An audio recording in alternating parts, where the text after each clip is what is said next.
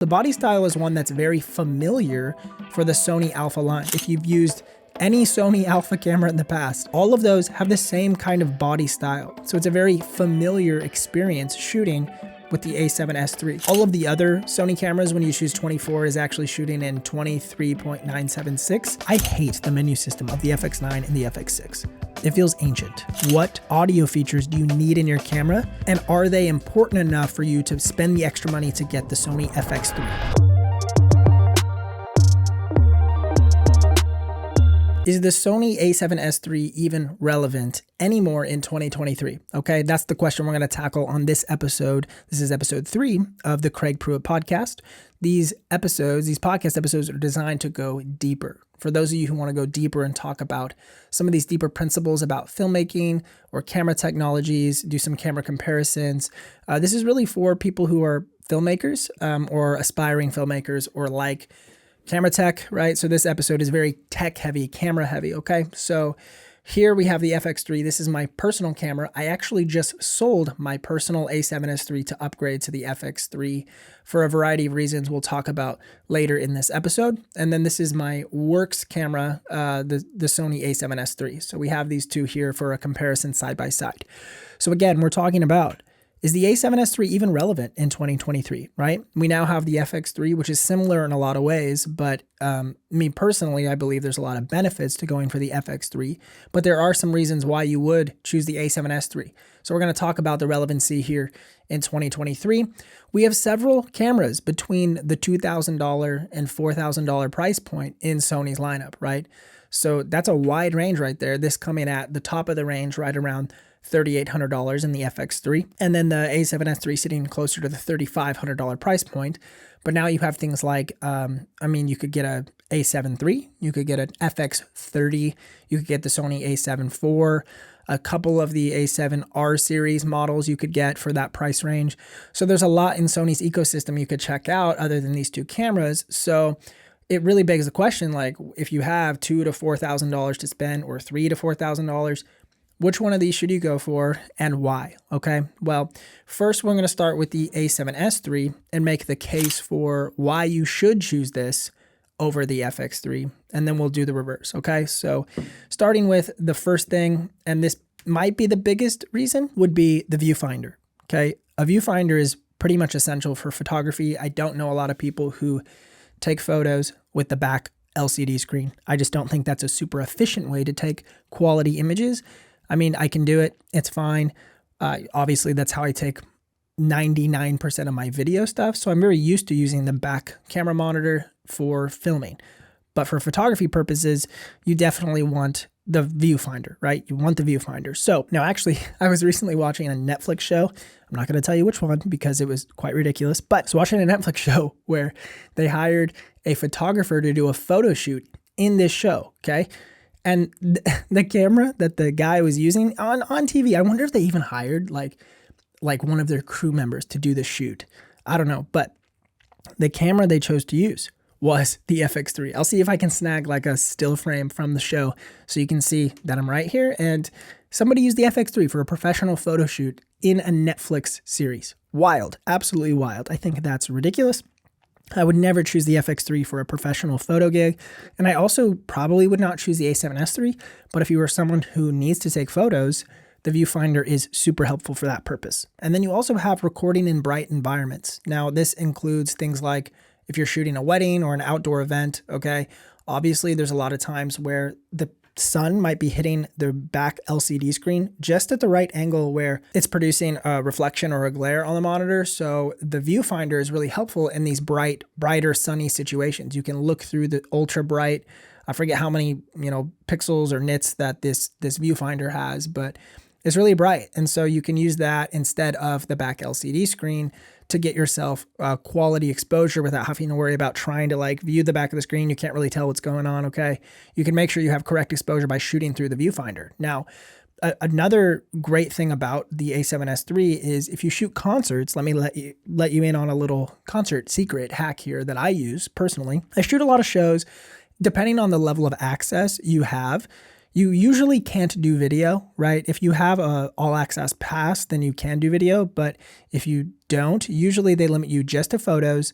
And then there's even a stricter rule about like 3 songs in the pit. So after the first 3 songs of the artist set, they will kick you out of the pit and make you shoot from the crowd, or even make you just kind of take your seat politely and ask you to put your camera away. So these are common practices. But if you're wanting to make like concert films, I don't suggest like, you know, if you're trying to develop a relationship with the management or the artist specifically, then don't go around breaking rules, okay? This is not an endorsement of breaking rules, but a great thing you can do with the A7S III is you can record through the Viewfinder video, and at a concert, they don't know if you're taking photos or video, okay? So you can get away with recording high quality, like 4K, fast frame rates, all of this stuff through the Viewfinder, and it looks like you're just taking photos with all the other photographers in the pit, but you're actually producing like a high level concert film. And a lot of times you have to get special access to create those kinds of videos. So if you're trying to grow your portfolio, sometimes you just got to you have to do what you got to do in order to get the portfolio. So you have to kind of, do what you can, and recording through a Viewfinder is a great way to do that at concerts. If you don't have the Viewfinder, it's very obvious that you're taking video when you put your camera up in front of your face, and it just looks like you're taking video. And I've seen people get stopped in the pit taking video, and they tell you, hey, no video, or if they're using flash, no flash. They're very strict with especially a lot of these higher celebrity style artists, right? So Viewfinder is a great way to be able to record video and not know that you are recording video. And also this works for great situations where you want to be more of a fly on the wall and people think you're like maybe a conference setting or whatnot. And people are okay with you taking still images, but if they knew you were recording video, it would feel a little more awkward for them. So shooting through the Viewfinder makes it seem like you might just be taking photographs, and there are some benefits to that at times, okay? So that's the Viewfinder. That's maybe the number one reason why you would go over the A7S III, choose that over the FX3, okay? The second thing we have on our list is going to be the body style. The body style is one that's very familiar for the Sony Alpha line, okay? If you've used any Sony Alpha camera in the past, whether it's the original A7 or the A7 III or the A7 IV or the A1 or the A7S II, or any and all cameras in between, anything in the R series, A7 R4, all of those have the same kind of body style. So it's a very familiar experience shooting with the A7S III. If you were to move from one of those cameras to the FX3, there's actually a pretty drastic difference. And as someone who shoots on both of these cameras pretty regularly for both professional work, corporate work, weddings, etc., they're very different designs, and it's actually surprising how different they are and the experience shooting them. Even as simple as like where the control wheel to like move your focus point.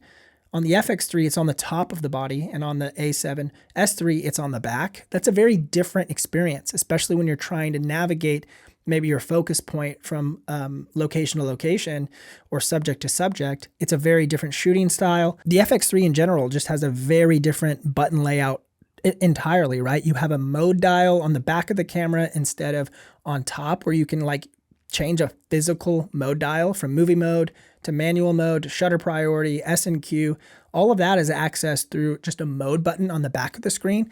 So it's not as quick. You have to do a button press, select your menu or your shooting mode, hit enter, and now it changes that mode. So with the A7S III, you have this little top dial that you can just quickly twist to a different mode, and then you're good to go. So if you're looking for the A7S III, you're really looking for a video camera, right? You're on the hunt for a high quality cinema style, entry level cinema style video camera, and the A7S III is that. But if you don't want to try to completely relearn the ergonomics of a camera system, the A7S III would be the great entry point into that DSLR style, mirrorless style, compact style body that you've probably grown accustomed to.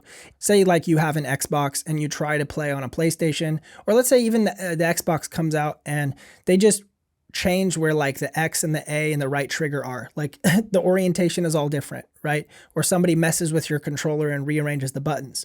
You have all that muscle memory that you've grown accustomed to over the last 10, 15 years of playing on the Xbox system, and then all of a sudden they change the button placement. It's going to take you a lot of time to relearn that system. I know for me, like shooting on these camera bodies is a lot of muscle memory. I know where my settings are. I know where my dials are. So I don't like there to be a lot of disparity between camera bodies. I like to set up my systems basically exactly the same each time I get one. I change all of the custom function button settings, the function menu, I change that up so that they're all just uniform. So when you have the A7S III and the FX3, you can do a little bit of button customization to where like your custom 2 and 3, you can try to make those all the same as close as you can, but the physical layout of the body is just different. So you're not going to be able to have a one-to-one translation of how the shooting experience would be on these two camera bodies, okay? So that's number 2, body style familiarity. You're probably going to be much more familiar with the A7S III style than the FX3 because there aren't a ton of cameras that have the FX3 layout, okay? Okay, number 3 is going to be price and prevalence of the Sony A7S III, okay? So obviously this is $300 less off the gate. This is a $3,800 camera in the FX3. A7S III is $3,500, so you save $300. But the really cost savings comes when you buy this camera used at a like new condition, right? You're going to save at least, in my experience, $500. I see these all the time at a $3,000 price point, okay? That's $500 off, and I sold my personal one for $2,900, so that's $600 off retail, okay? So $2,900 or $3,800, and it's a lot harder to find an FX3 used. It hasn't been around as long as the A7S III, and it's a very niche style camera body. These are for filmmakers who are pretty serious about their filmmaking craft.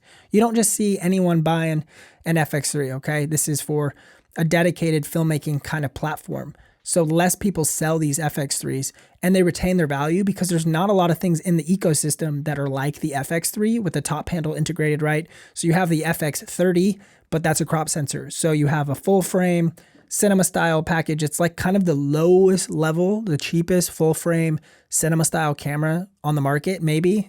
Don't quote me on that. But it's definitely down there, right? Really affordable. When you try to enter into the used camera market to find one of these, the best you're going to get is maybe $200 to $300 off. People selling it for $3,200 is like kind of the typical price I have seen for a used FX3. For the A7S III, that comes down substantially. I've seen them $2,800, $2,750. So you can find yourself, they're more prevalent, so that you're going to see more A7S IIIs for sale. Just look on eBay. Go to eBay, search for sold items, filter by sold and completed items, and see how many A7S IIIs have been sold in the last year or in the last 6 months versus how many FX3s have been sold in the last 6 months. And you will see there's a very different number there. And just look at the available listings as well, and you'll see there's more A7S IIIs than there are FX3s. So price and prevalence of used bodies on the camera market, definitely the A7S III, it will be easier to pick up at a lower cost than the FX3, okay?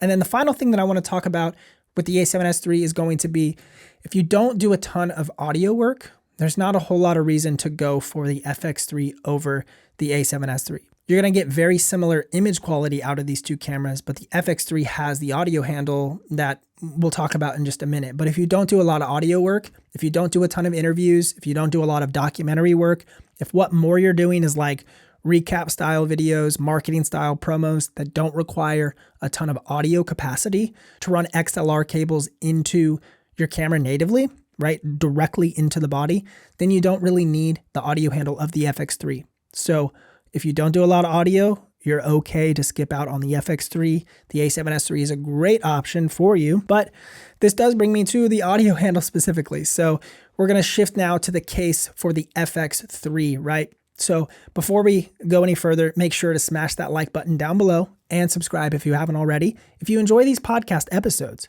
it'd be very helpful for your feedback. Drop a comment down below and let me know what's been helpful. I know I'm doing a mix of like kind of camera talk, camera reviews, as well as like going deeper about business strategy, marketing strategy, your business, how to build portfolios, how to grow as a filmmaker. So it's kind of the combination of these. I'd love some feedback on these episodes of what ones you're listening to and what ones you're finding value out of. So feel free, smash that like button down below, subscribe, and leave a comment if you would. Thank you guys so much for watching this. Okay, now the case for the FX3 definitely starts with the audio handle, and I've talked about this extensively before on this channel about the FX30 top handle and the FX3. I love this top handle. It's essentially the number one reason why I switched my platform, because of the amount of interview work I was doing for clients. and having to bring my Zoom H6 recorder along with me to record into the H6. Or at times I've also used the Mix Pre as the audio recorder, and that's dual system, right? So you always have to sync audio, which is pretty obnoxious. I don't love that workflow. So I like to have my audio file built into natively the camera file, the video file. I like to have those together so I don't have to do a bunch of resyncing, right? So with the top handle, you get dual XLR inputs with manual control, or you can also set it to auto gain, I believe, which is an interesting function, but I choose to do manual control and set my audio levels always with the FX3. The FX3 is the camera that I use for all my YouTube content now, for both vertical and horizontal content. And I'm running the XLR cable that's directly overhead here, this XLR mic. I'm not using it today because I'm shooting on the A7 IV right now, but it's just so nice to have an overhead boom setup that's an XLR input going directly into your camera. And you even have kind of like on the audio handle, you have a space for a boom microphone, right? So you have on-camera boom access, beautiful top handle. You also have a 3.5 millimeter jack into this, so you don't have to run a 3.5 cable into the body. You can just run a 3.5 up here.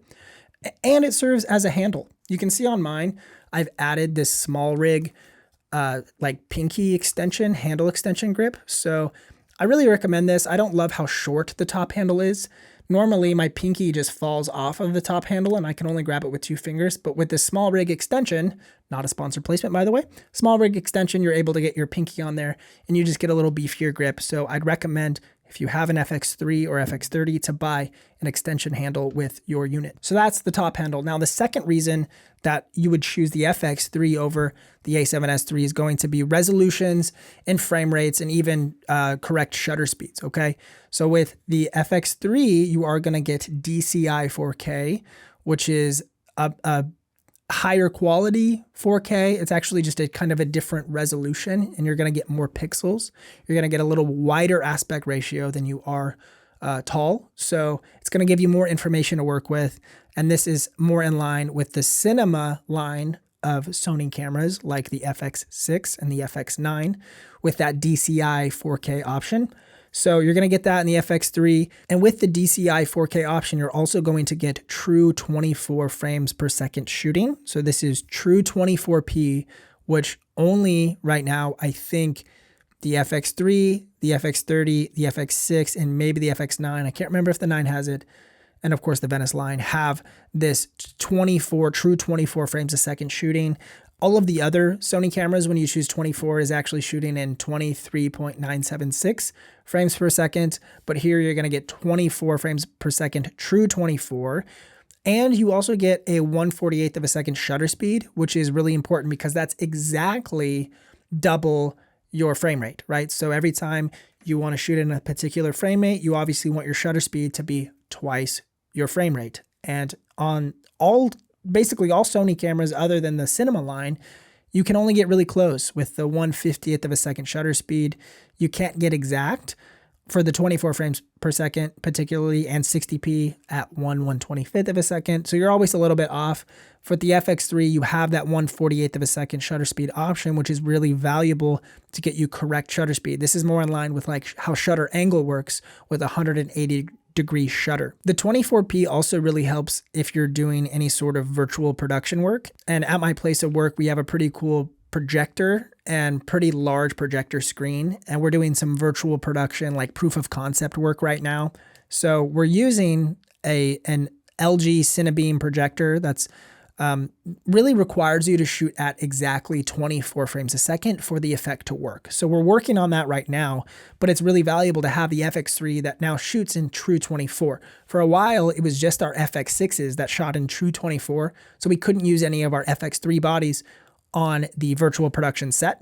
But now you can. Now you can with the 24 frames per second, and you can also use the FX30, which is super cool. So that's number 2, resolutions, frame rates, and shutter speeds.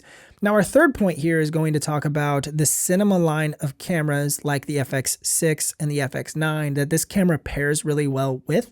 Now, of course, you have the menu system of the A7S3, etc., all of those newer Sony cameras. But you don't, okay, and let me pause here for a second because this is actually a benefit. I hate the menu system of the FX9 and the FX6. It feels ancient. It feels like it needs a complete overhaul.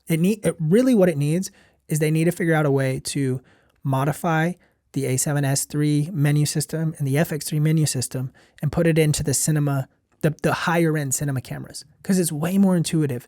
It's a way more user-friendly experience. So people who are like me, who've kind of come through their journey in the Sony world from some of the basic cameras, the A6000 line, the A7 line, and now want to work in the cinema world, get a very different menu experience. And it's not intuitive. It doesn't feel user-friendly.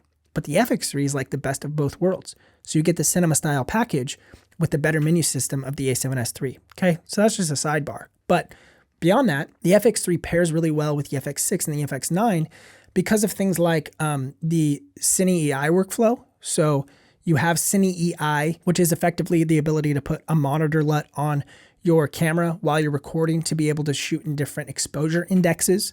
This is a very complex, it's not that complex, but it feels complex if you're new to it and have never done it before. So you might not know what I'm talking about. That's okay. It shoots in Cine EI workflow.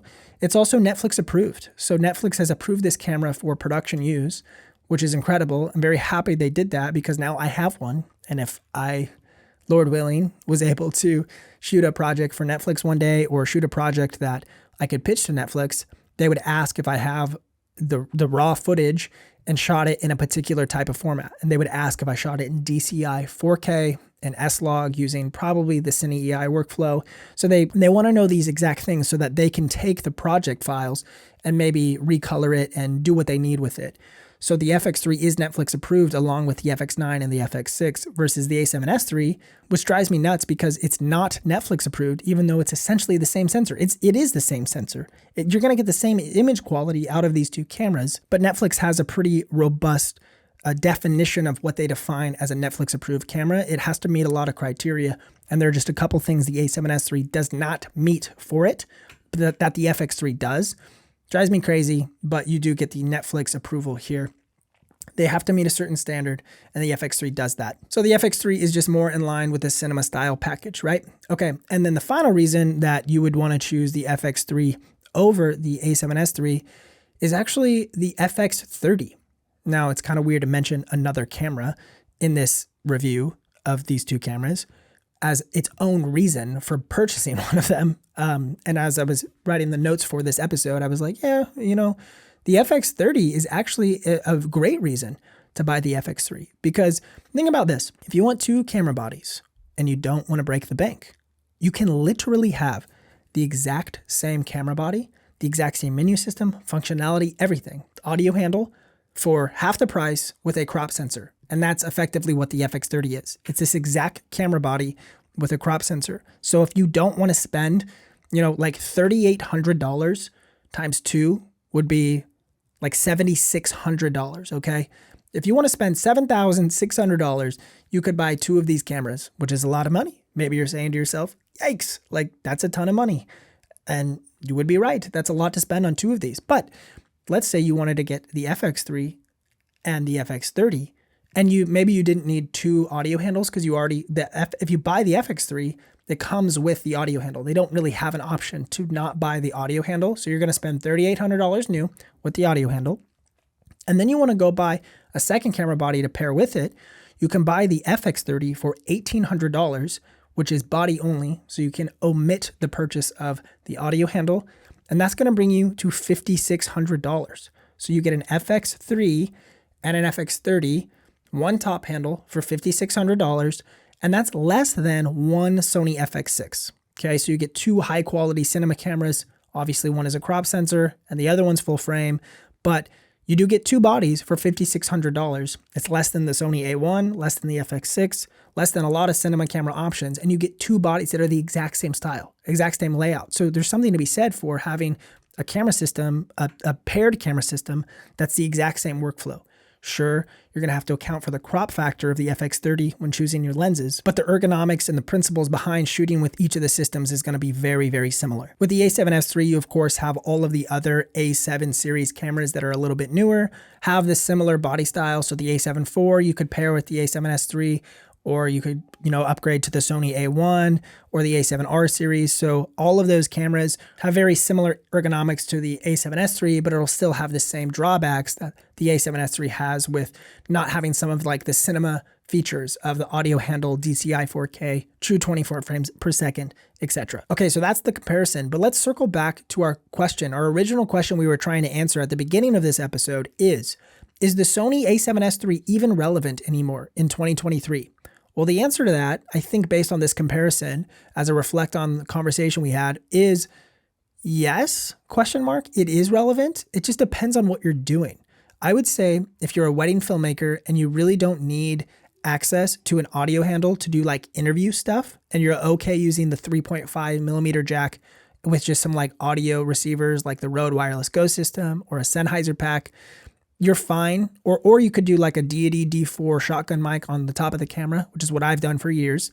You're fine with this camera. You don't need the audio features or the cinema style of the FX3, okay? So if you're a wedding filmmaker, I think the A7S III is okay for you. Or if you do like concert videos or recap style videos where you're doing marketing promo work, again, I think audio is the biggest question. What audio features do you need in your camera? And are they important enough for you to spend the extra money to get the Sony FX3? I think that's the number one question you need to think about when choosing between the A7S III and the FX3. I know for me personally, I sold my A7S III for the FX3 because of how much interview work I'm doing in 2023. And the business model I'm trying to move my business towards is one where I'm doing more interview work. My personal brand, I'm trying to do more podcasting. I want to send podcast microphones directly into my camera. I was actually at VidCon recently and I ran into Sean Cannell from Think Media and Kyle Anderson, who works for Think Media as well. And they were using the FX3 and running two microphones, wired XLR microphones, handheld, directly into the FX6 because they didn't want to have to sync anything, right? So you could move your camera far enough away, just grab two corded XLR microphones, and now you're recording a podcast in a live environment very simply because you have an audio interface ready to go that has independent control over each of the audio levels of your subjects, right?